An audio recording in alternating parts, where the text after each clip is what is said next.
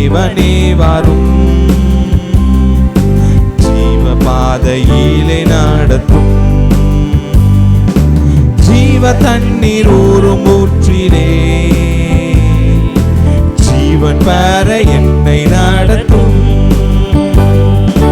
ஜீவ தண்ணீர் ஊறும் ஊற்றிலே ஜீவன் பெற என்னை நடத்தும். தேவனே நீர் பெரியவர், தேவனே நீர் பரிசுத்தர், தேவனே நீர் நல்லவர், தேவனே நீர் நல்லவர். ஜீவ தண்ணீர் ஊறும் ஊற்றிலே ஜீவன் பெற என்னை நடத்தும். ஜீவ தண்ணீர் ஊறும் ஊற்றிலே ஜீவன் பெற என்னை நடத்தும். பாவிகள் துரோகிகளையா பாவாத மக்களேலுயா, பாதகரின் பாவம் போக்கவே பாதகன் பொங்கி நீரல்லோ, பாதகரின் பாவம் போக்கவே பாதகன் பொங்கி நீரல்லோ.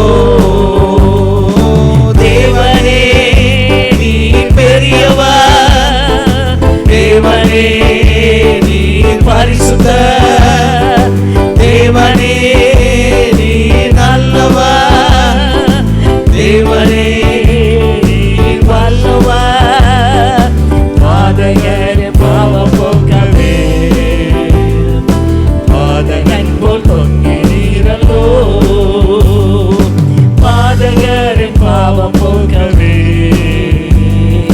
பாதகன் போல் தொங்கி நீரல்லோ.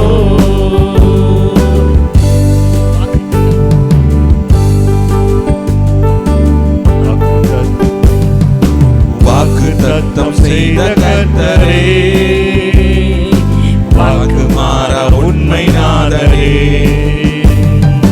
வாக்குத்தத்தம் செய்த கர்த்தரே, வாக்கு மாறா உண்மை நாதரே. வாக்கை நம்பி வந்து நிற்கிறோம், வல்ல ஆவி மாறி ஊற்றுவி. வாக்கை நம்பி வந்து நிற்கிறோம், வல்ல ஆவி மாறி ஊற்றுவி. தேவனே நீ பெரியவர், தேவனே நீ பரிசுத்தர், தேவனே நீ நல்லவர், தேவனே நீ வல்லவர். வாக்கை நம்பி வந்து நிற்கிறோம், வல்ல ஆவி மாறி ஊற்றுவி. வாக்கை நம்பி வந்து நிற்கிறோம், வல்ல ஆவி மாறி ஊற்றுவி. வாக்கை நம்பி வந்து நிற்கிறோம், வல்ல ஆவி மாறி ஊற்றுவி. தேவனே நீ பெரியவர், தேவனே நீ பரிசுத்தர், தேவனே நீ நல்லவர், தேவனே நீ வல்லவர். வாக்கை நம்பி வந்து நிற்கிறோம், வல்ல ஆவி மாறி ஊற்றுவி. எல்லா கைகளை தட்டி சொல்லுவோமா? வாக்கை நம்பி வந்து நிற்கிறோம், வல்ல ஆவி மாறி ஊற்றுவி. வாக்கை நம்பி வந்து நிற்கிறோம், வல்ல ஆவி மாறி ஊற்றுவி. வாக்கை நம்பி வந்து நிற்கிறோம். ஆண்டவருடைய வாக்கை நம்பி வந்திருக்கிறோம். ஆண்டவருடைய வாக்குத்தத்தம் எல்லாம் ஒரு நாளும் பொய்யாகாது. அவர் வாக்குத்தத்தம் பண்ணினவர், அவர் உண்மை உள்ளவர். உங்கள் மேல் அவர் பண்ணின அந்த வாக்குத்தத்தம் இன்றைக்கு பலிக்க போகிறது. ஆண்டவர் நம்முடைய வாக்கை ஒரு நாளும் மாற்றாதவர், ஒரு நாளும் மறந்து போகாதவர். வாக்கை நம்பி வந்து நம்பி வந்துட்டோம்ப்பா. ஊற்றுமே வாக்கை நம்பி வந்து நிற்கிறோம். வல்ல ஆவி மாறி ஊற்றுமே எல்லார் மேலையும் உடைய வாக்கு ஊற்றப்படட்டும். உடைய வார்த்தைகள் ஊற்றப்படட்டும். ஆண்டவரே, உடைய வார்த்தையாகிய இயேசு, உடைய வார்த்தையாகிய இயேசு ஊற்றப்படுவார். இயேசு ஊற்றப்படுவார். இயேசு என்ற நாமத்தினால் வருகிற பரிசுத்த ஆவியானவர், பரிசுத்த ஆவியானவர் ஒவ்வொருவர் மேலும் ஊற்றப்படுவாராக, ஊற்றப்படுவாராக. ஹல்லேலூயா. எல்லா பிசாசுகளின் எல்லா வல்லமைகளும் இப்பொழுது முற்றிலுமாய் அழிந்து போகட்டும், முற்றிலுமாய் அழிந்து போகட்டும். எதை தடுத்து வைத்திருந்தாலும் முற்றிலுமாய் அழிந்து போகட்டும். வேலை வாய்ப்புகளை தடுத்து வைக்கிற எந்த சத்ரு முற்றிலுமாய் அழிந்து போகட்டும், முற்றிலுமாய் அழிந்து போகட்டும். பேறுகாலங்களை தடுத்து வைக்கிற பிசாசு, பிள்ளை பேற்றை தடுத்து வைக்கிற பிசாசுகள் இப்பொழுது முற்றிலுமாய் அழிந்து போகட்டும். நாங்கள் சபையாய் அந்த சத்ருவை மிதிக்கிறோம், சபையாய் அந்த சத்ருவை மிதிக்கிறோம். வேலை வாய்ப்புகளை இழக்க செய்கிற ஆவியை சபையாய் நாங்கள் மிதிக்கிறோம். நன்றி அப்பா. நீர் சொன்னீர், உங்கள் சத்துருக்களை கீழே விழத்தாக்கி அவருடைய நாமத்தினாலே அவைகளை மிதிப்பீர்கள் என்று சொன்னீர் அப்பா. எஸ் மாஸ்டர், அப்படியே எங்களுக்காக நீர் செய்கிறீர், எங்களுக்காக யுத்தம் செய்கிறீர், யாவற்றையும் செய்து முடிக்கிறேன். பெற்றுக்கொள்வோம் என்று விசுவாசிக்கிற வாக்குத்தத்தம் பண்ணினவர், வாக்கு மாறாதவர், உண்மையுள்ள தேவன் அப்பா. இயேசுவின் நாமத்தினாலே ஜெபிக்கிறோம் பிதாவே. ஆமென், ஆமென். இந்த நாளிலும் சற்று நேரம் சிந்திக்கும்படியாக தெரிந்து கொள்ளப்பட்ட வேத வாக்கியம் பரிசுத்த மார்க் எழுதின சுவிசேஷம் 4ஆம் அதிகாரம் 41ஆம் வசனம். மார்க் எழுதின சுவிசேஷம் 4ஆம் அதிகாரம் 41ஆம் வசனம். அவர்கள் மிகவும் பயந்து, இவர் யாரோ, காற்றும் கடலும் இவருக்கு கீழ்ப்படுகிறது என்று ஒருவரோடு ஒருவர் சொல்லிக் கொண்டார்கள். அல்லேலூயா. இவர் யாரோ, காற்றும் கடலும் இவருக்கு கீழ்ப்படுகிறது. சொன்னது யார்? அவருடைய சீஷர்கள். கூடவே தான் இருந்தாங்க. அவர் செய்த அற்புதங்கள் எல்லாம் பார்த்துக்கிட்டே இருந்தாங்க. இந்த முந்தின வசனங்களில் நீங்கள் பார்த்தீங்கன்னா தேவ ராஜ்யத்தை குறித்து அவர் சொல்லி கொண்டு வந்தார். ஓமைகளால் அவங்ககிட்ட பேசிகிட்டு இருந்தார். ஆண்டவராகிய இயேசு கிறிஸ்து பேசினார். மார்க்கு 33ஆம் வசனம் வாசிங்க. 4:33. அநேக ஓமைகளினாலே அவர்களுக்கு வசனத்தை சொன்னார். சும்மா சொன்னால் அவங்களுக்கு புரியாதுன்னு சொல்லி அநேக ஓமைகளை சொல்லி அவர் அவங்களுக்கு போதித்து கொண்டிருந்தார். 34ஆம் வசனம், ஓமைகளினாலேன்றி வேற ஒன்றும் சொல்லலை, எல்லாம் விவரமாக சொல்லிட்டு இருந்தார். எல்லாவற்றையும் தனியாக இருக்கும்போது விவரமாக சொல்லிட்டு வந்தார். அவங்க தான் சொல்கிறாங்க, இவர் யாரோ. 4:35. அப்போ இக்கரையிலேருந்து பேசுகிறாங்க. ஒரு கரையிலேருந்து என்ன பேசுகிறாங்க?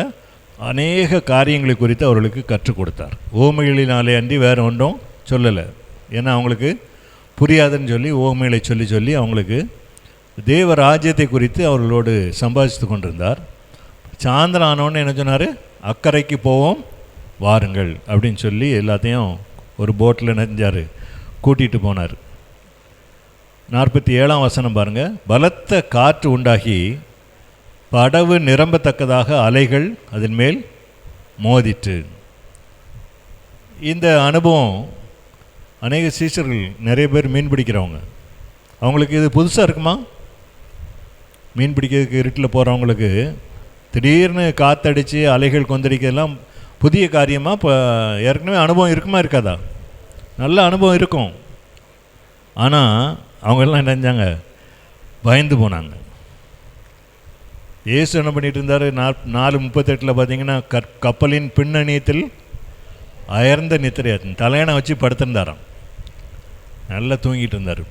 இது முன்பக்கம் போட் ரொம்ப தூக்கி அடுக்கி நிறைய தண்ணி உள்ளே வருது, படகு நிரம்பத்தக்கதாக தண்ணி உள்ளே வருது, அதெல்லாம் குவாரி வெளியில் ஊற்றிட்டுருக்காங்க. இயேசு பின்பக்கத்தில் அயர்ந்த நித்திரை, பகல் முழுவதும் ஊழியம், அதனால் அயர்ந்த நித்திரையாய் அவர் படுத்திருந்தார். அப்புறம் அவங்க போய் சொன்னாங்க, ஐயரே நாங்கள் மடிந்து போகிறது உமக்கு கவலை இல்லையா? போய் அவரை எழுப்பி என்ன சொன்னாங்க? எல்லாரும் சாக போகிறோம், நீர் பாட்டுக்கு கவலை இல்லாமல் தூங்கிட்டு இருக்கீங்களே அப்படின்னு சொல்லி கேட்டாங்க. இப்போ ஆண்டவர் சொன்னார், ஆண்டவர் எந்திரிச்சு என்ன சொன்னார்னா, காற்றை பார்த்து முதல்ல என்ன சொன்னார், அதட்டினார். கடலை பார்த்து இறையாதே, அமைதலாயிரு அப்படின்னு சொன்னார். உடனே காற்று நின்று மிகுந்த அமைதல் உண்டாயிற்று. அப்புறம் தான் அவங்கள்ட்ட கேள்வி கேட்டார், என் கூடவே தானே இருக்கீங்க, எல்லாத்தையும் பார்த்துட்டு தானே இருக்கீங்க, ஏன் உங்களுக்கு விசுவாசம் இல்லாமல் போயிட்டு? 40ஆம் வசனத்தில் பார்த்தீங்கன்னா, ஏன் இப்படி பயப்பட்டீர்கள், நான் உங்கள் கூட இருக்கிறத நீங்கள் மறந்துட்டீங்களா அப்படின்னு அர்த்தம். ஏன் இப்படி பயப்பட்டீர்கள், ஏன் உங்களுக்கு விசுவாசம் இல்லாமல் போயிட்டு, ஏன் உங்களுக்கு பயம், என்ன விசுவாசம் இல்லாமல் போனீங்க அப்படின்னு அவங்கள திட்டி. அப்போ அப்படி சொன்ன உடனே இன்னும் கொஞ்சம் அவங்களுக்கு என்ன வந்துட்டு 41ஆம் வசனத்தில் பாருங்கள், அவர்கள் மிகவும் பயந்து. ஒருத்தன்ட்ட இன்னொருத்தன்ட்ட என்ன சொன்னோம், இவர் யாரியா, இவர் யாரோ, காற்றும் கடலும் இவருக்கு கீழ்ப்படுகிறதே அப்படின்னு சொல்லி ஒருத்தரோட ஒருத்தர் பேசிக்கிட்டாங்க. ஒரு அற்புதமான நிகழ்ச்சி. 2 சுவிசேஷங்கள் எழுதப்பட்டிருக்கு. 4 சுவிசேஷங்களில் 2 பேர் இதை குறித்து விவரமாக எழுதியிருக்காங்க. இந்த நிகழ்ச்சி உண்மையிலேயே நடந்திருக்கு. இது நம்முடைய வேதம் வந்து ஒரு கட்டுக்கதையோ கற்பனையான ஒரு நிகழ்ச்சியோ அல்ல. எழுதப்பட்ட அனைத்து உண்மை சம்பவங்களின் தொகுப்பு தான் வேத புத்தகம். அப்போ இயேசு கிறிஸ்து இந்த உலகத்தில் இருந்தபோது, இயேசு கிறிஸ்து எப்போ வந்தார், இந்த வரலாற்றிலேயே 2ஆக பிரித்த நிகழ்வு அப்படிதானா, கிறிஸ்துவுக்கு முன், கிறிஸ்துவுக்கு பின். இன்றைக்கு நம்ம கிபி 2024 அப்படின்னு சொல்கிறோன்னா, கிறிஸ்துவுக்கு பின் இயேசு கிறிஸ்து உலகத்தில் வந்தது ஒரு வரலாற்று பூர்வமான உண்மை. அதனால் இந்த நிகழ்ச்சி உண்மையிலே நடந்தது நிகழ்ச்சி. காற்றையும் கடலையும் அதட்டிய போது அவங்க எல்லாம் பயந்து போய் என்ன சொன்னாங்க, இவர் யாரோ அப்படின்னு கேட்டாங்க. யார் இவர்? நம்மளும் நிறைய நேரங்கள் எப்படி நினச்சோம், நினச்சி பார்ப்போம், உண்மையிலேயே ஆண்டவர் நம்ம கூட தான் இருக்காரா அப்படின்னு சந்தேகம் நிறைய நேரங்களில் வந்துருமா வராதா? விசுவாச சோதனை வரும்போதெல்லாம் என்ன வரும், இந்த மாதிரி ஒரு கேள்வி நமக்கு வரும். விசுவாச சோதனை யார் கொண்டு வருவா? சோதனைக்காரன் ஒருத்தர் இருக்கான். அவன் தான் என்ன செய்வான், சந்தேகங்களை உண்டாக்குவான். அவர் உன் கூட இருந்தால் ஏன் அப்படி நடக்கு, அவர் முக்கியமான நேரத்தில் என்ன செஞ்சிட்டார், உடனே விட்டுட்டு போயிட்டார் அப்படின்னு சொல்லி. இல்லை அவர் கூடவே தான் இருக்கிறார். அல்லேலூயா. ஒவ்வொரு நாளும் ஒவ்வொரு நொடி பொழுதும் அவர் நம்மோடு இருக்கிறார். அதுதான் நம்முடைய விசுவாசம். அதுதான் நம்ம திரும்ப திரும்ப சொல்கிறோம். ஏதோ உலகத்தின் முடிவு பரியந்தம் சகல நாட்களிலும் நான் உங்களுடனே கூட இருக்கிறேன். இந்த வசனம் வந்து ஏன் திரும்ப திரும்ப சொல்கிறோன்னா, அது ஒரு வாக்கு தத்தம். நான் உன் கூட தான் இருக்கேன், பயப்படாதன்னு சொல்லி ஆண்டவர் நமக்கு ஒவ்வொரு நாளும் சொல்லி கொண்டிருக்கிறார். நாம் அவரை எப்படி அறிந்திருக்கிறோம், இது யாருங்கிறத நம்ம புரிஞ்சிருக்கோமா என்பதை குறித்து சில காரியங்களை வேதத்தின் அடிப்படையில் நாம் தியானிக்கலாம். முதலாவதாக இவர் யார் அப்படின்னு சொல்லி பார்த்தோன்னா, ஆண்டவர் சீஷர்களிடம் பேசிக்கிட்டு இருந்தார். மத்தேயு சுவிசேஷம் 16ஆம் அதிகாரத்தில், மத்தேயு 16ஆம் அதிகாரத்தை திருப்பி வச்சு விடுங்க, வசனங்கள் சொல்ல சொல்ல நீங்கள் பார்த்துட்டே வரலாம். 13ஆம் வசனத்துலேருந்து சில வசனங்களை நம்ம வாசித்து பார்த்தோன்னா, இயேசு 13ஆம் வசனத்தில் சொல்கிறாரு, மனுஷகுமாரனாகிய என்னை ஜனங்கள் யார் என்று சொல்லுகிறார்கள் என்று கேட்டார். ஒரு கேள்வி. ஜனங்கள்லாம் என்னை பற்றி என்னப்பா சொல்கிறாங்க? நான் மனுஷகுமாரன், நீங்கள் ஜனங்களுக்குள்ளே போயிட்டு வந்துட்டுருக்கீங்க, என்னை பற்றி அவங்க என்ன சொல்கிறாங்க? சில பேர் சொன்னாங்க நீங்கள் யோவான் ஸ்நானன், சில பேர் சொல்கிறாங்க ஐயா, சில பேர் எலியா அப்படின்னு சொல்கிறாங்க, இன்னும் வேறு சிலர் என்ன சொல்கிறாங்க, எரேமியா அல்லது தீர்க்கதரிசிகளில் ஒருவர்னு சொல்கிறாங்க அப்படின்னு சொன்ன உடனே அவங்க சொல்கிறதெல்லாம் இருக்கட்டும்ப்பா, நீங்கள் என்னை யாருன்னு சொல்கிறீங்க? 15ஆம் வசனத்தில் பாருங்கள், நீங்கள் என்னை யார் என்று சொல்லுகிறீர்கள் என்று கேட்டார். உடனடியாக சீமோன் பேதுரு எல்லாத்துலேயும் அவன் தான் முந்திரி கோட்டை, எல்லாத்தையும் என்ன செய்வான், முந்தி நான் நிற்பான். அதற்கு சீமோன் பேதுரு பிரயுத்தரமாக, நீர் ஜீவனுள்ள தேவனுடைய குமாரனாகிய கிறிஸ்து அப்படின்னு சொன்னான். ஜீவனுள்ள தேவனுடைய குமாரன் ஆகிய கிறிஸ்து சொன்ன உடனே ஆண்டவர் அவனை பாராட்டினார். பரலோகத்தில் இருக்கிற பிதா இதை உனக்கு வெளிப்படுத்தினார் என்று ஆண்டவர் கூறுறதை நம்ம பார்க்கலாம். இது உனக்கு மனுஷிகத்தில் தோன்றலை, இது உன்னுடைய சிந்தனையில் வந்ததில்லை, இது என்னுடைய பிதா தான் உனக்கு இதை சொல்லியிருப்பார் அப்படின்னு சொல்லி சொல்கிறார். அவர் ஜீவனுள்ள தேவனுடைய குமாரனாகிய கிறிஸ்து. கிறிஸ்து என்றால் ஒரு டிரான்ஸ்லேஷனில் கிரைஸ்ட்னு போட்டிருக்கோம், ஒன்றில் மெசியா அப்படின்னு போட்டிருக்கு. மெசியா அப்படின்னா நம்மை காக்கிறவர்னு அர்த்தம். மேசியானா என்ன அர்த்தம்? நம்மை காக்கிற தேவன், நம்மை காக்கிறவர்.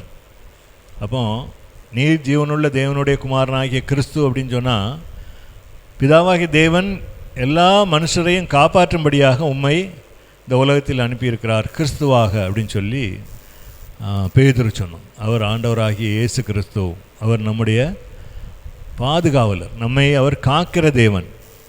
இமை பொழுது என்ன செய்ய மாட்டார், நம்மை விட்டு நீங்க மாட்டார். அவருடைய கண்கள் நம்ம மீது நோக்கமாக இருக்கிறது. அவர் நம்மை காண்கிற தேவனாக இருக்கிறார். அவர் நம்முடைய பாதுகாவலாக இருக்கிறார். அவர் நம்முடைய மேசியா அல்லது அவர் நம்முடைய கிறிஸ்து. ரெண்டாவதாக 1 யோவான் 4ஆம் அதிகாரம் 8ஆம் வசனத்தை எடுத்துக்கொள்ளலாம். பின்னால் இருக்குது. 1 யோவான் 4ஆம் அதிகாரம் 8ஆம் வசனத்தில் பார்த்தீங்கன்னா, அன்பில்லாதவன் தேவனை அறியான், தேவன் அன்பாகவே இருக்கிறார் என்று எழுதப்பட்டது. அன்பு இல்லாதவன் தேவனை அறியான். அன்பு இல்லாதவனுக்கும் தேவனுக்கும் சம்பந்தம் இல்லை. ஏன் அப்படின்னா, தேவன் அன்பாக இருக்கிறார், அதனால் அவரை அறிந்தவனும் எப்படி தான் இருப்பான், அன்பாகத்தான் இருப்பான். அந்த வசனத்தினால நல்லா புரிஞ்சுக்கணும். God is love. கர்த்தர் தேவன் அன்பாகவே இருக்கிறார் என்பதை நம்ம புரிந்து கொள்ள முடியும். அன்பு அப்படின்னா உடனடியாக ஞாபகம் வர வேண்டியது 1 கொரிந்தியர் 13ஆம் வசனத்தில் அன்பை குறித்து அநேக காரியங்கள் சொல்லப்பட்டிருக்கு. இப்போ 1 கொரிந்தியர் 13ஆம் வசனத்தை அப்படி திருப்பி வச்சுக்கிடும். 1 கொரிந்தியர் 13ஆம் வசனம் முதல்லேருந்து சில அன்புக்கு என்னென்ன குவாலிட்டிஸ் என்னென்ன கொடுத்துருக்காங்கன்னு பாருங்கள். முதல்ல அன்பு 4ஆம் வசனத்தில் பாருங்கள், அன்பு நீடிய சாந்தம் உள்ளது. அன்பு நீடிய சாந்தம் உள்ளது. தேவனும் இப்படி தான் இருப்பார், அவர் நீடிய சாந்தமும் மிகுந்த கிருபையும் உள்ளவர் என்று வேதம் சொல்லுது. அன்பும் அப்படி தான், நீடிய சாந்தம் உள்ளது. அப்போ ஒரு மனுஷன் ரொம்ப சாந்தமாக இருந்தால் அவனிடத்தில் தேவன் வாசமாக இருக்கிறார் என்பதை நம்ம என்ன செய்ய புரிந்து கொள்ள முடியும். ரெண்டாவது, அன்புக்கு பொறாமை இல்லை. நம்ம எதையும் பார்த்து பொறாமைப்படுறோமா? தேவனுடைய பிள்ளைகளுக்கும் மற்றவர்களுக்கும் வித்தியாசம் இருக்கணும். எதை குறித்து நம்ம என்ன செய்யக்கூடாது, யாரையும் பார்த்து பொறாமைப்படக்கூடாது. அன்புக்கு பொறாமை இல்லை. அன்பு தன்னை புகழாது. நான் யார் தெரியுமா அப்படின்னு சொல்லி என்ன செய்யக்கூடாது, நம்ம குறித்து, நம்முடைய பெருமைகள் குறித்து, குடும்பத்தை குறித்து ஒரு நாள் என்ன செய்யக்கூடாது, பெருமை பேசக்கூடாது. அன்பு தன்னை புகழாது. இருமாப்பாக இராது. இருமாப்புனா வந்து பாரு அப்படின்னு சொல்லுது. இருமாப்பு நம்ம அவர் ரொம்ப அழுத்தமான ஆளுன்னு சொல்லுவாங்க, பார்த்து கேள்விப்பட்டிருக்கீங்களா? லேஸில் இதையும் அவங்ககிட்ட வந்து வாங்கிட முடியாது, அப்படி. அதுதான் இருமாப்பு. அதுக்கப்புறம் அயோக்கியமானதை செய்யாது, தற்பொழிவை நாடாது, சினம் அடையாது, தீங்கு நினையாது, அநியாயத்தில் சந்தோஷப்படாமல் சத்தியத்தில் சந்தோஷப்படும், சகலத்தையும் தாங்கும், சகலத்தையும் விசுவாசிக்கும், சகலத்தையும் நம்பும். அன்பு ஒரு காலும் ஒழியாது அப்படின்னு சொல்லிட்டு கடைசியில் வராரு. விசுவாசம், நம்பிக்கை, அன்பு, இந்த மூன்றும் ரொம்ப முக்கியம் அப்படின்னு சொல்லிட்டு இந்த மூன்று நிலைத்திருக்கோம். இந்த மூன்றில் அன்பே பெரியது அப்படின்னு சொல்கிறார். பெரிய அன்பு எங்கே வெளிப்பட்டது அப்படின்னு பார்த்தீங்கன்னா, நம்ம அண்மை காலத்தில் இப்போ தான் போன வாரத்தில் நம்ம என்ன கொண்டாடினோம், பெரிய வெள்ளிக்கிழமை கொண்டாடினோம். சிலுவையில் அவருடைய அன்பு வெளிப்பட்டது. நமக்காக விலைக்கரையமாய் தம்முடைய சொந்த இரத்தத்தை சிந்திய நிகழ்வு. அதனால் அதுதான் அன்பு. உலகத்திலே ஜீவனை கொடுக்கிறது தான் விலையேற பெற்ற அன்பு அப்படிங்கிறத நம்ம அறிந்து கொள்ள முடியும். அப்போ அவர் தேவன் அன்பாகவே இருக்கிறார். அவர் தான் அன்புக்கு இலக்கணம் அப்படின்னு சொல்லும்போது அதை அவர் செயலில் நிரூபித்து காட்டினார் சிலுவையிலே. அது யாராலும் நம்ம நினச்சே பார்க்க முடியாத விலையேற பெற்ற அன்பு. பாவிகளாக இருக்கையில் அவர் நம்மை தேடி வந்த தெய்வம். நம்முடைய பாவங்களுக்காக அவர் தம்முடைய சொந்த இரத்தத்தை அவர் சிந்தினார். அவர் அன்பாகவே இருக்கிறார் என்பது மாபெரும் உண்மை. மூன்றாவதாக பார்ப்போமானால் அவர் சமாதானத்தை தருகிறவர். அவர் சிலுவையில் அறையப்பட்டு அந்த மறுநாள் 3ஆம் நாள் உயிரோடு எழுந்தார். இவங்கெல்லாம் அவளோடு காத்திருந்தாங்க. 3ஆம் நாள் சொன்னபடி அவர் உயிர்த்தெழுந்தார். தாம் சொன்னபடியே உயிர்த்தெழுந்தார். அவர் தம்முடைய சீஷர்களுக்கு காணப்பட்டார், அநேகர் காணப்பட்டார். அப்புறம் முதல்ல மகதலேனா மரியாளுக்கு காணப்பட்டார். அவர் உயிர்த்தெழுந்த தினத்து அன்று யோவான் சுவிசேஷம் 20ஆம் அதிகாரம் 19ஆம் வசனத்தில் பாருங்கள். யோவான் 20ஆம் அதிகாரம் 19ஆம் வசனம். வாரத்தின் முதலாம் நாள் சாயங்கால வேளையிலே சீஷர்கள் கூடியிருந்த இடத்திலே யூதர்களுக்கு பயந்ததினால் கதவுகள் பூட்டப்பட்டிருக்க இயேசு வந்து நடுவே நின்று உங்களுக்கு சமாதானம் என்றார். நல்லா பயந்து போயிருந்தாங்க. யூதர்களுக்கு பயந்து நம்மையும் பிடிச்சிட்டு போய் நெஞ்சிடக்கூடாது, சிலுவையில் அரைஞ்சிடக்கூடாது. ஏற்கனவே பேதுரும் யோவானும் அந்த விசாரணையெல்லாம் பார்க்கறதுக்கு போனாங்க. பேதுருவை தான் அந்த வேலைக்காரி கண்டுபிடிச்சா. இவன் கலிலேயன், இவனும் அவனோடு இருந்தான் அப்படின்னு சொல்லி பார்த்தாங்க. இல்லவே இல்லைன்னா என்ன சொன்னான்? சத்தியமாக நான் இல்லைன்னா. ஆனால் மறுநாள் வாரத்தின் முதலாம் நாள்லாம் ஞாயிற்றுக்கிழமை ஈஸ்டர் அன்னைக்கு அதிகாலையில் ஆண்டவர் உயிரோடு எழுந்தார். அன்றைக்கி தான் ராத்திரி என்ன செஞ்சாங்க? பயந்து போய் கதவை பூட்டிக்கிட்டு இருந்தாங்க. ஆண்டவர் வந்து அதுங்க நடுவில் நின்று என்ன சொன்னார்? உங்களுக்கு சமாதானம். பிறகு ஒரு 8 நாள் கழித்து வந்தார். திரும்ப மறுபடியும் 8 நாட்களுக்கு பிறகு 20ஆம் அதிகாரம் 26ஆம் வசனம் பாருங்கள். 8 நாளுக்கு பின்பு அதே மாதிரி தான் வீட்டுக்குள்ளே இருந்தாங்க. ஒரே ஒரு வித்தியாசம், அன்னைக்கு தோமா இல்லை, இன்னைக்கு தோமா இருக்கான். அவரும் திரும்பி அதே மாதிரி வந்து என்ன சொன்னார்? உங்களுக்கு சமாதானம். அடுத்தால இன்னொன்று சொன்னார், தோமாவே ஏன் சந்தேகப்பட்டாய்? வந்து என் கையை பாரு, என் விழாவில் உன் கையை போடு. முதல்ல சொல்லியிருந்தான் அவன். நீங்கள் சும்மா சொல்லுதீங்க, அதெல்லாம் அவர் ஒன்றும் வந்திருக்க மாட்டாருன்னு சொல்லி சொன்னான். அதை அறிந்த ஆண்டவர் சொன்னார், வந்து என் விழாவில் நீ கையை போடு அப்படின்னு சொல்லி அவனை சொன்னார். அப்போ அவன் என்ன சொன்னான்? என் ஆண்டவரே, என் தேவனேன்னு சொல்லி தன்னை உணர்ந்து தன்னை ஒப்பு கொடுத்து ஆண்டவருடைய சமூகத்தில் தன்னை அர்ப்பணித்தான். அப்போ நம்பினான். அப்போ தான் ஆண்டவர் சொன்னார், கண்டு விசுவாசிக்கிறவங்களை விட காணாமல் விசுவாசிக்கிறவர்கள் பாக்கியவான்கள்னு சொன்னார். அப்போ சமாதானத்தை கொடுக்கிறவர் அவர். இந்த அவர் கொடுக்குற சமாதானம் எப்படி இருக்கும்? நிலையான சமாதானமாக இருக்கும். அதுதான் நம்ம தேவ சமாதானம் அப்படின்னு சொல்கிறோம். இன்றைக்கு உலகில் மிகவும் அது அரிய விஷயமாக இருக்குது. ஏன்னா சமாதானம் இல்லாத காரியம் வீடுகளுக்குள்ள, குடும்பங்களுக்குள், பக்கத்து வீடுகளுக்குள்ள என்ன ஒரு சமாதானம் இல்லாத, ஒரு நல்லுறவு இல்லாத ஒரு நிலை காணப்படுது. நாடுகளுக்குள் சமாதானம் இல்லை. நீங்கள் உலக வரைபடத்தை பார்த்தீங்கன்னா சைனா தேசம் ரொம்ப நிலப்பரப்பு அதிகமான ஒரு பகுதி. அவ்வளோத்தையும் விட்டுட்டு என்ன செய்கிறாங்க? வந்து அருணாச்சல் பிரதேசத்துக்கு சைனாக்காரன் சைனா பேரை வைக்கான். சமாதானம் இல்லாத நிகழ்வு, இல்லை ஆசை, என்ன பேராசை. உலகத்தில் ஒரு நாட்டுக்கு நாடு எதிராக இருக்குது, தேசத்துக்கு தேசம். அநேக நம்முடைய நாட்கள்லேயே நிறைய போர்களை நம்ம பார்த்துட்ருக்கோம். ஒரு 20 வருஷம், 25 வருஷம், 30 வருஷமாக தொடர்ந்து என்ன செய்யுது? கல்ஃப் வார்னு வந்துச்சு. கடைசியாக உக்ரைன் ரஷ்யா போர் வந்துச்சு. இப்படி போர்கள் நடந்துகிட்டே இருக்குது. சமாதானம் குறைந்து கொண்டே போகுது. எனவே இதெல்லாம் நம்ம அறிந்திருக்கிற நாம் எப்படி இருக்கணும்? சமாதானத்தை அறிவிக்கிறவர்களாக இருக்கணும். சமாதானத்தை செயலில் காட்டுகிறவர்களாக நம்ம இருக்கணும். அப்படிதானா? மத்தேயு சுவிசேஷம் 10ஆம் அதிகாரம் 13ஆம் வசனம் பாருங்கள். மத்தேயு சுவிசேஷம் 10ஆம் அதிகாரம் 13ஆம் வசனம். ஒரு வீட்டுக்கு போகும்போது அந்த வீட்டை என்ன சொல்லணும்? வாழ்த்தணுமா. அந்த வீட்டுக்காரன் அதுக்கு பாத்திரமாக இருந்தால் அந்த சமாதானம் அந்த வீட்டில் என்ன செய்யும்? இருக்குமா. அந்த வீட்டுக்காரன் பாத்திரமானா இல்லாட்டா அந்த வீட்டுக்கு என்ன செய்யாது? சமாதானம் உண்டாகாது. அப்போ சமாதானம் நாம் செல்லுகிற இடங்களிலெல்லாம் என்ன செய்யணும்? அவங்கள சொல்லணும். சமாதானத்தை உண்டாக்குறவர்களாக இருக்கணும். மலை பிரசங்கம் பண்ணும்போது ஆண்டவராகிய இயேசு கிறிஸ்து சொன்னார், சமாதானம் பண்ணுகிறவர்கள் பாக்கியவான்கள்னு சொன்னார். சமாதானம் பண்ணுகிறவர்கள் யார்? பாக்கியவான்கள்.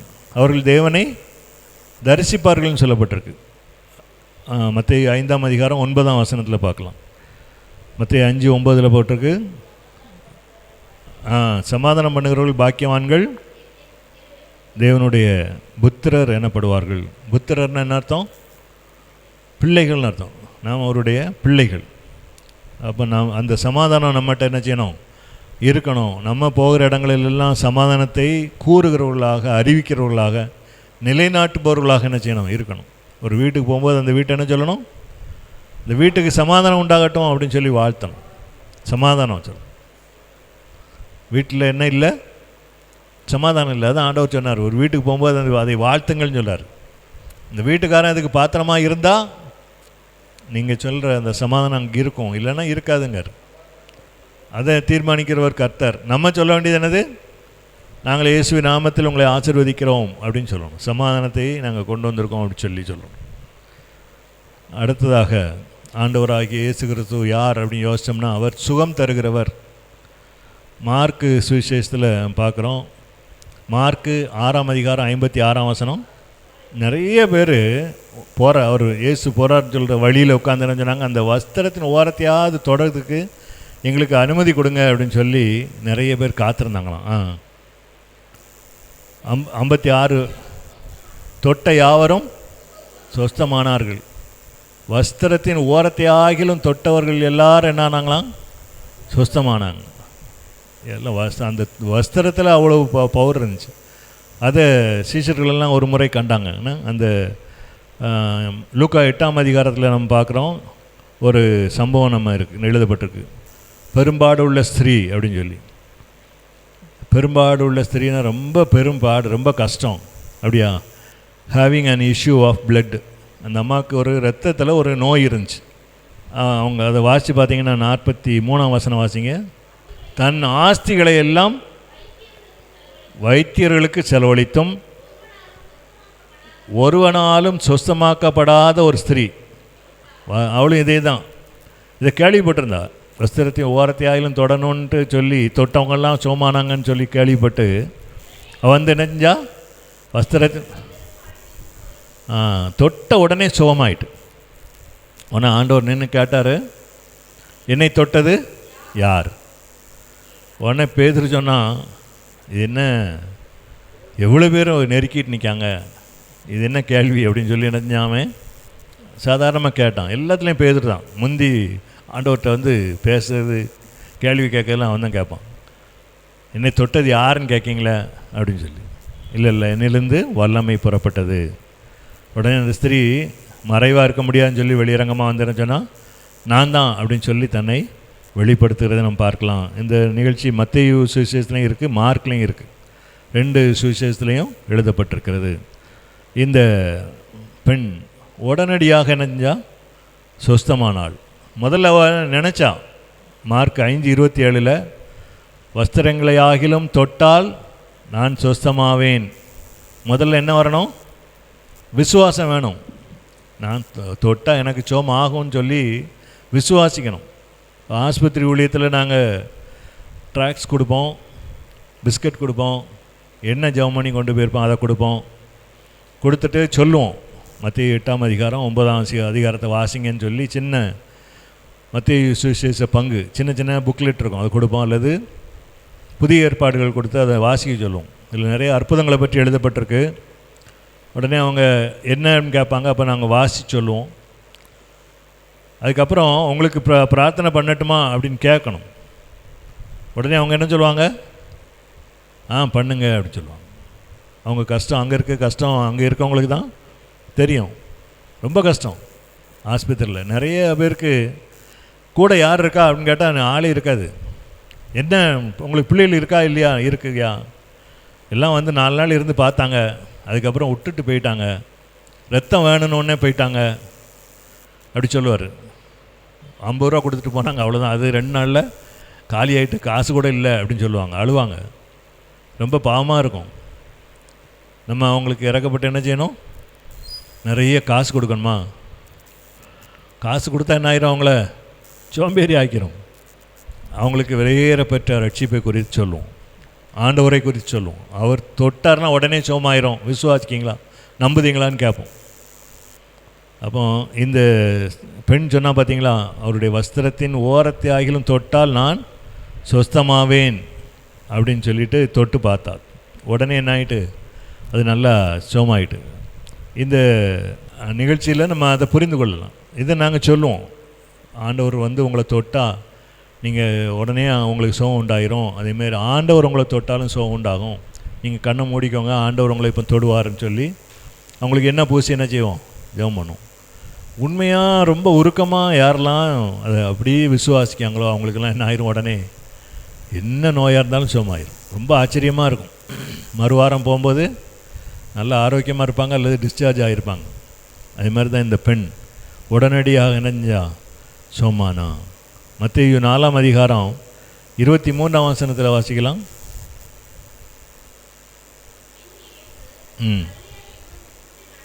கலிலேயா தேசம் முழுவதும் சுற்றி நடந்து ஜெப ஆலயங்களில் உபதேசித்தார், ராஜ்யத்தின் சுவிசேஷத்தை பிரசங்கித்தார். ராஜ்யத்தின் சுவிசேஷம் என்னது? மனம் திரும்புங்கள், பரலோக ராஜ்யம் சமீபமாக இருக்கிறது. இதுதான் இப்போ ராஜ்யத்தின் சுவிசேஷம். வியாதிகளையும் சகல நோய்களையும் நீக்கி சொஸ்தமாக்கினார். அவர் தொட்டா சுகம், அவருடைய வஸ்திரத்தின் ஓரத்தை தொட்டா சுகம். அவர் சொன்னாலும் என்ன சுகம் உண்டாகும், அவர் சொன்னாலும் சுகம் உண்டாகும். மத்தேயு 8ஆம் அதிகாரம் 8ஆம் வசனத்தில் பார்த்தீங்கன்னா அதுலேருந்து ஒரு நிகழ்ச்சி போட்டிருக்கு. 100க்கு அதிபதி, ஆங்கிலத்தில் செஞ்சுரியன், 100 பேருக்கு தலைவன். நம்ம ஏற்கனவே சொல்லியிருக்கோம், வேதத்தில் அப்போவே என்ன இருந்திருக்கு, குவாலிட்டி கண்ட்ரோல் இருந்திருக்கு.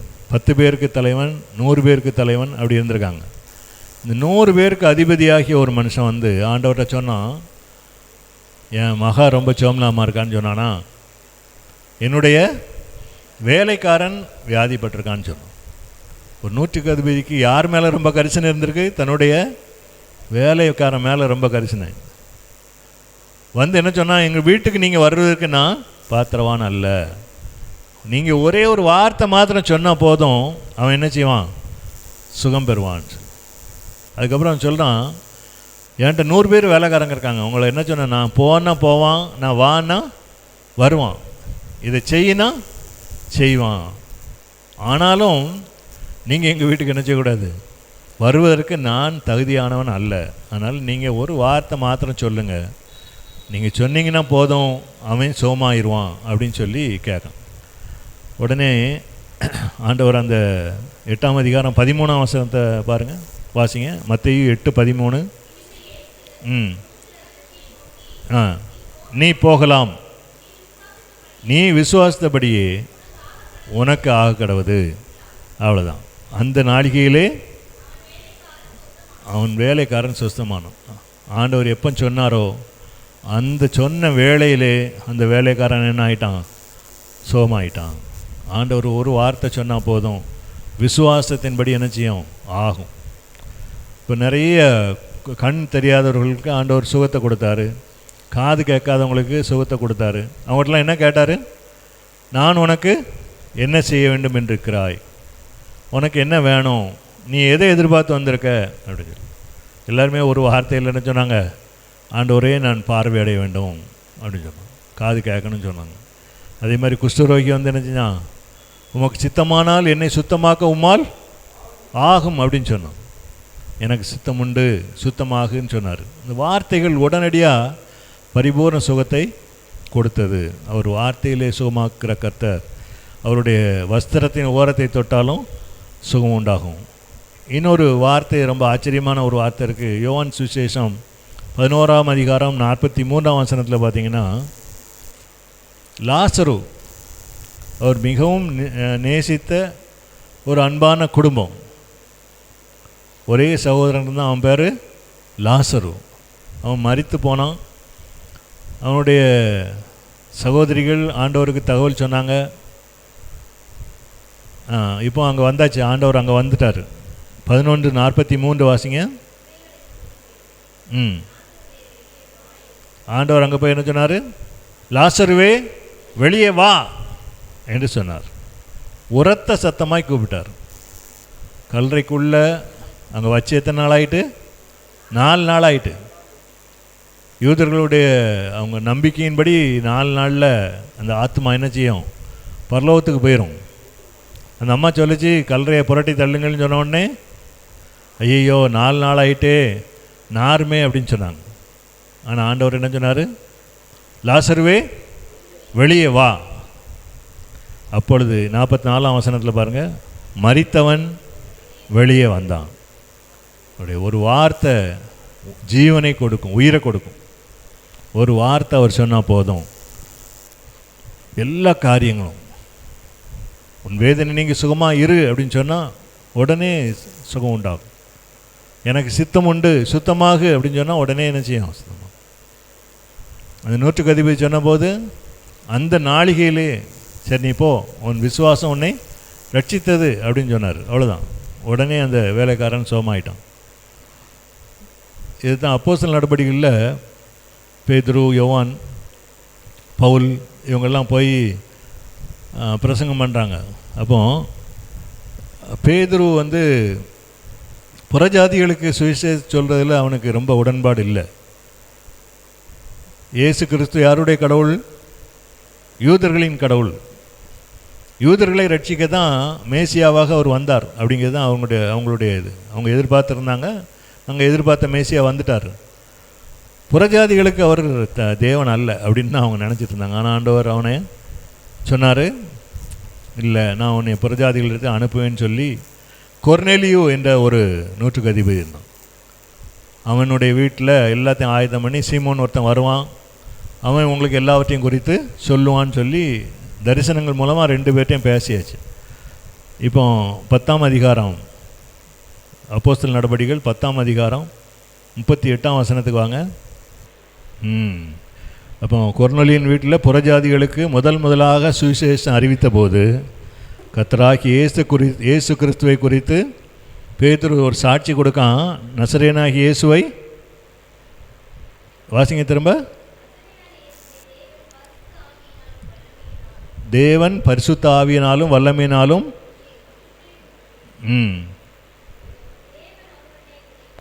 அபிஷேகம் பண்ணி அவர் கூடவே இருந்ததுனால நன்மை செய்கிறவராயும் பிசாசின் வல்லமையில் அகப்பட்ட யாவரையும் குணமாக்குறவராயும் என்ன செஞ்சார்? சுற்றி திரிந்தார். ஒரு இடத்துல இருக்கலை, யூதேயா தேசம் முழுவதும் என்ன செஞ்சார்? நன்மை செய்கிறவராக அவர் சுற்றி திரிந்தார் என்று அன்றைக்கு புறஜாதிகளுக்கு சுவிசேஷம் அறிவிக்கப்பட்டது. ஒரு பெரிய மாறுபாடான ஒரு நிகழ்ச்சி. அவங்களால அதை ஒத்துக்கொள்ளவே முடியல. ஆண்டவர் நினைஞ்சார், நீ சொல்லணும்னு சொல்லி அன்றைக்கு கொர்நேலியனுடைய வீட்டில் இந்த நிகழ்ச்சி நடந்தது.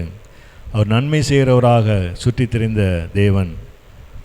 இந்த தேவன் ஒரு வார்த்தை சொன்னால் என்ன ஆகும்? ஆகும். அவர் சொன்னால் ஆகும். சங்கீதம் 33:9 சொல்லுது, அவர் சொல்ல ஆகும், அவர் கட்டளையிட நிற்கும். அதனால் ஆண்டவரே ஒரு வார்த்தை மாத்திரம் நீர் சொல்ல ஆகும் என்பதை நம்ம என்ன சொல்லணும்? விசுவாசத்தோடு சொல்லணும். அவர் சொல்ல ஆகும், அவர் சொன்னால் போதும், ஒரே ஒரு வார்த்தை சொன்னால் போதும், அப்போ அதுபடியே என்ன செய்யும்? நடக்கும். சரி, நமக்கு என்ன ஒரு இன்றைக்கு கொடுக்கப்பட்டிருக்கு அப்படின்னு சொன்னால் சங்கீதம் 144:15 நம்ம வாசிக்கலாம். அவர் நல்ல தேவன், அவர் நன்மை செய்கிறவராக சுற்றி திரிந்தார். அவர் ஒரு வார்த்தை சொன்னால் போதும், அது நடக்கும். இவ்விதமான சீரை பெற்ற ஜனம் பாக்கியம் உள்ளது, கர்த்தரை தெய்வமாக கொண்டிருக்கிற ஜனம் பாக்கியம் உள்ளது. நம்ம கர்த்தரை தெய்வமாக கொண்டிருக்கோமா? நம்முடைய தெய்வம் யார்? கர்த்தர் தானா? ஆமென். ஆண்டவராகிய இயேசு கிறிஸ்து, பிதாவாகிய தேவன் அவர் என்ன செஞ்சிருக்காரு? எல்லா நாமத்துக்கும் மேலான நாமத்தை கொடுத்து உயர்த்தி வைத்திருக்கிறார். அவரை தெய்வமாக கொண்டிருக்கிற நாம் பாக்கியவான்கள், நாம் பாக்கியவதிகள். அவருடைய சமூகத்தில் நம்ம என்ன செய்யணும்? விசுவாசத்தோடு காத்திருக்கணும். பிரச்சனைகள், போராட்டங்கள் நிறைந்த உலகத்தில் வாழுகிறோம். எதிர்காலத்தை குறித்த அநேக சவால்கள் உண்டு. ஆனாலும் திடன் கொள்ளுங்கள், நான் உலகத்தை ஜெயித்தேன் என்று சொன்ன கர்த்தர் நம்முடைய அருகில் இருக்கிறார், நம்முடைய பட்சத்தில் இருக்கிறார். இதுதான் நம்முடைய விசுவாசம். அதனால் விசுவாசிக்கிறவன் பதறான் என்று எழுதப்பட்டிருக்கு. விசுவாசிக்கிறவனுக்கு எல்லாம் கூடும். அதனால் ஒரே விசுவாசம், ஆண்டவர் என் கூட இருக்கும்போது அசைக்கப்படுவதில் நான் அசைக்கப்படுவதில்லை. என்னுடைய முகம் ஒரு நாள் என்ன செய்யாது, வெட்கப்பட்டு போகாது அப்படிங்கிற சொல்லதை நம்ம சொல்லிகிட்டே இருக்கணும். இதுதான் அதில் போட்டிருக்கு, கர்த்தரை தெய்வமாக கொண்டிருக்கிற ஜனம் பாக்கியம் உள்ளது, இவ்விதமான சீரை பெற்ற ஜனம் பாக்கியம் உள்ளது. இந்த சீர் நமக்கு கொடுக்கப்பட்டிருக்கு. இவ்விதமான சீரை பெற்ற ஜனம் நம்ம தான். அதனால் அந்த விசுவாசத்தை நம்ம என்ன செய்யணும்னா, ஒரு நாளும் இழந்து போகக்கூடாது. அந்த விசுவாசத்தை அறிக்கை செய்யணும், உறுதிப்படுத்தணும். மீண்டும் மீண்டும் ஆண்டவரே என்னுடைய விசுவாசத்தை கனப்படுத்தணும்னு சொல்லி ஜெபிக்கணும். ஆண்டவர் நம்முடைய விசுவாசத்தை என்ன செய்வார், நிச்சயமாக கனப்படுத்துவார். விசுவாசிக்கிறவனுக்கு எல்லாம் கூடும், விசுவாசிக்கிறவனுக்கு எல்லாம் கூடும். விசுவாசமானது நம்பப்படுகிறவர்களின் உறுதியும் காணப்படாதவர்களின் நிச்சயமாக இருக்கிறது. ஒரு விஷயத்தை அறிஞ்சணும், உறுதியாக நம்பணும். அது காணப்படாட்டாலும் நிச்சயமாக நடக்கும்னு சொல்லுது. நமக்கு விசுவாச கண்களில் பார்க்கக்கூடிய மன தெளிவு நமக்கு இருக்கணும். கர்த்தர் நம்மை ஆசீர்வதிப்பாராக. இவர் யார், இவர் யார் அப்படின்னு கேட்டால் நமக்கு என்ன செய்யணும், ஒரு நல்ல தேவன் சொல்ல தெரியணும். அவர் நல்ல தேவன். அவர் நம்முடைய ஜெபத்தை கேட்கிறவர், ஜெபத்தை தள்ளாதவர். இன்றைக்கு 4 காரியங்களை குறித்து நம்ம பார்த்தோன்னே, அவர் சமாதானத்தை தருகிறவர், சுகத்தை தருகிறவர், அவர் அன்பாகவே இருக்கிறார்னு சொன்னோம். அப்புறம் முதல்ல என்ன சொன்னோம், முதல்ல வார்த்தைகள் என்ன, அவருடைய வார்த்தைகள். அவர் இவர் யாரோ அப்படின்னு சொல்லி ஒருத்தர் பார்த்துட்டு அவர் சொல்ல ஆகும். அவர் வார்த்தைகளினால் இறையாதேன்னு சொன்னால் போதும், அமைதலாக இருன்னு சொன்னால் போதும், காற்றும் கடலும் என்ன செய்யும், அடங்கும். காற்று மாதிரி கொந்தளிக்கிற பிரச்சனைகள் வரும்போது ஆண்டவர் நம்முடைய சார்பில் நின்று என்ன சொல்லுவார், இறையாதே அமைதலாக இருன்னு சொல்லுவார். எல்லாம் அடங்கும். போராட்டங்கள் நிறைந்த உலகத்தில் போராட்டங்கள் எல்லாம் நமக்கு முன்பாக என்ன செய்வார், சமாதான நதி போல பாய்ந்து ஓட சொல்லுவார். அவர் நம்முடைய தேவனாக இருக்கிறார், நம்முடைய பட்சத்தில் இருக்கிறார். எதை குறித்து நம்ம கலங்கி போக வேண்டிய அவசியம் இல்லை. அவர் நம்மோடு இருக்கிறார். தேவரீர் என்னோடு கூட இருக்கிறீர். சங்கீதம் 23:4 தாவீது ராஜா சொல்கிறார், தேவரீர் என்னோடு இருக்கிறீர், மது கோலும் மது தடியும் என்னை தேற்றும். அவர் என்னை புல்லுள்ள இடங்களில் மேய்த்து அமர்ந்த தண்ணீர்களிடையில் கொண்டு போய் விடுகிறார். 91ஆம் சங்கீதத்தில் வாசிச்சிங்கன்னா முழுசும் வாக்கு தத்தம் தான். 4ஆம் வசனத்தை வாசிக்கலாம். 91:4, தமது சிறகுகளாலே உன்னை மூடுவார், அவருடைய செட்டைகளின் கீழே அடைக்கலம் புகுவாய், சத்தியம் உனக்கு பரிசையும் கேடகமாகும். அவருடைய செட்டைகள் நம்மை மறைத்து கொள்ளும். கழுகை போல பறந்து வரலாம், எவனை விழுங்கலாமோ என்று வகை தேடி ஒரு சிங்கத்தை போல கர்ஜித்து வரலாம். எதை குறித்து நம்ம கலங்க வேண்டிய அவசியம் இல்லை. அவருடைய பாதுகாப்பில் நம்ம இருக்கிறோம். உன்னதமானவரின் மறைவில் இருக்கிறவன் சர்வ வல்லவருடைய நிழலில் தங்குவான். நம்ம என்ன சொல்லணும், கர்த்தரை நோக்கி நீர் என் அடைக்கலம், என் கோட்டை, என் தேவன், நான் நம்பி இருக்கிறவன் சொல்லு. அவர் உன்னை வேடனுடைய கண்ணிக்கும் பாழாக்கும் கொள்ளை நோய்க்கும் தப்புவிப்பார், நம்ம சிறகுகளாலே உன்னை மூடுவார். அப்போ எதை குறித்தும் நம்ம என்ன செய்யக்கூடாது, கலங்கக்கூடாது. இந்த வசனங்கள் எல்லாம் நல்லா அறிஞ்சிருக்கோம், நல்லா அதனுடைய பொருள்லாம் நமக்கு நல்லா தெரியும். உணர்ந்து கொள்ளக்கூடிய அறிவையும் ஆற்றலையும் ஆண்டவர் நமக்கு கொடுத்துருக்கிறார். எனவே எதை குறித்து என்ன செய்ய வேண்டாம், கலங்க வேண்டியதில்லை. அவர் ஒரு வார்த்தை சொல்ல ஆகும், அவர் கட்டளையிட நிற்கும். அவர் சர்வ வல்லமையுள்ள தேவன். கண்களை மூடி நாம் ஜெபம் செய்வோம். இவர் யாரோ, காற்றும் கடலும் இவருக்கு கீழ்ப்படுகிறதே என்று ஒருவரோடு ஒருவர் சொல்லிக் கொண்டார்கள். அந்த நாளிலே ஒரே ஒரு வார்த்தையில் இறையாதே அமைதலாயிருன்னு சொன்னபோது காற்றும் கடலும் அவருக்கு கீழ்ப்படிந்தது. அவிசுவாசியாயிராமல் விசுவாசியாயிரு என்று ஆண்டவர் இன்றைக்கு நமக்கு சொல்லுகிறார். அவர் சர்வ வல்லமையுள்ள தேவனாய் நம் பட்சத்தில் இருக்கிறார். அவர் பயங்கரமான பராக்கிரமசாலியாய் நம்மோடு இருக்கிறார். எதை குறித்தும் நாம் கலங்க வேண்டிய அவசியம் இல்லை. அவர் நம் பட்சத்தில் இருக்கும்போது எந்த கிரியைகளும் நம்மை மேற்கொள்ள முடியாது. அவருக்கு முன்பாக நாம் மன உண்மையாய் நடக்க வேணும். விசுவாசித்து அவராலே அன்றி வேறு ஒருவராலும் ரட்சிப்பு இல்லை என்பதை உணர்ந்திருக்கிற நாம் அதை அறிக்கை செய்ய வேண்டும். மற்றவர்களை குறித்து அற்பமாக எண்ணாதபடி 1 கொரிந்தியர் 13ஆம் அதிகாரத்தில் சொல்லப்பட்ட அன்பின் அந்த சகல காரியங்களையும் தரித்து கொள்கிறவர்களாய் நாம் காணப்படும்படியாக இந்த நாளிலே மீண்டும் அறிவுறுத்தப்படுகிறோம். அன்புக்கு பொறாமை இல்லை, தேவன் அன்பாகவே இருக்கிறார். இந்த வார்த்தைகளுக்காய் ஸ்தோத்திரம். பரிசுத்த பிதாவே, இந்த நல்ல வார்த்தைகளுக்காய் நமக்கு நன்றி செலுத்துகிறோம். நீர் தெளிவாக எங்களோடு பேசியிருக்கிறீர். நீர் யார் என்பதை சில காரியங்களை குறித்து நாங்கள் விளங்கி கொண்டோம். சுவாமி, இன்னும் எங்களை பலப்படுத்தும், இன்னும் இல்லை நாங்கள் வளர எங்களுக்கு உதவி செய்யும். உடைய வார்த்தைகளை இருதயமாகிய பலகைகளில் நாங்கள் இருத்தி கொள்ளவும், ஆசையும் மாம்சத்தையும் ஜெயிக்க நீர் எங்களுக்கு உதவி செய்யும். எங்களுடைய காரியங்களை மாத்திரமல்ல, கட்டுக்களோடு இருக்கிற தேவையோடு இருக்கிற ஜனங்களுக்கு சமாதானத்தை கூறி அறிவிக்கவும் எங்களை நீர் வல்லமையினால் அபிஷேகத்தினால் நிரப்பி எங்களை பயன்படுத்தும் என்று ஒப்புக் கொடுக்குறோம். சுவாமி, கிருபை எங்களை சூழ்ந்து கொள்ளட்டும். எல்லா எதிர்ப்புகள், எங்கள் குடும்பங்களுக்கு விரோதமாய், ஊழியங்களுக்கு விரோதமாக எழும்புகிற எல்லா எதிர்ப்புகளும் இயேசுவின் நாமத்தில் செயலற்று போகட்டும். எல்லா வன்கண்களும் பொறாமைகளும் இயேசுவின் நாமத்தில் அழிக்கப்படட்டும். கிருபை எங்களை சூழ்ந்து கொள்ளட்டும். என் கிருபை உனக்கு போதும் என்று சொன்ன கர்த்தர், நானே உன் பரிகாரி என்று சொன்னவர். தேவரீர் எங்கள் பட்சமாக இருப்பீராக. இன்னும் உமக்குள் நாங்கள் வேறு கொண்டு எழும்ப எங்களுக்கு நீர் உதவி செய்யும். விசுவாசத்தை உறுதியாய் பற்றி கொண்டு முன்னேறி செல்ல எங்களுக்கு உதவி செய்யும். அநேகருக்கு இன்னும் எங்களை ஆசீர்வாதமாய் மாற்றும் என்று நாங்கள் ஒப்புக் கொடுக்கிறோம். உடைய சமூகத்தில் எங்களை அர்ப்பணிக்கிறோம். வர தடைப்பட்ட ஜனங்களுக்காக ஜெபிக்கிறோம். அவர்களை வருகிற நாட்களில் அழைத்து வாரும். சுவாமி, வந்த ஒவ்வொருவரையும் பேர் பேராய் நீர் ஆசீர்வதிப்பீராக. குடும்பங்களை ஆசீர்வதியும். தேவரீர் எல்லா குறைவுகளையும் நிறைவாக்கும்.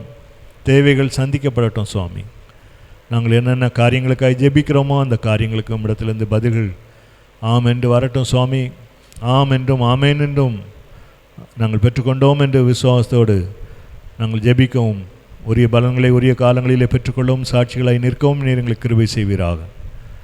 வளர்ந்து பெறுகிற திருச்சபையாய் மாற்றும் அநேக புதிய ஆத்துமாக்களை கொள்ளை பொருளை போல் தாரும்.